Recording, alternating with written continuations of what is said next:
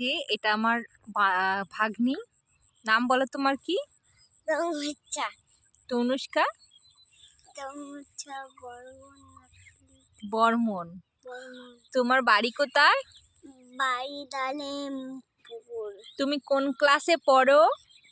আমি নাম জানি না। ক্লাস 1। ক্লাস 1। স্কুলে যাও তুমি? হ্যাঁ যাই। রোজ যাও? দিকে তাকাও, বই পড়ো তুমি? হ্যাঁ। কি কি পারো বলো তো একটু? সরু সয়রা এবি। এদিকে দেখিয়ে বলো।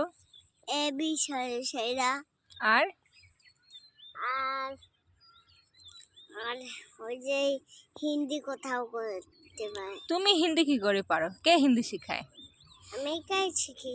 তুমি সরাসরি বলো তো। কি কি সরা সর সরেয়া রস্বই দীর্ঘ। না না সরা বলতে তুমি। একটা ছড়া বলবে? ঠিক আছে, বলো একটা ছড়া বলো।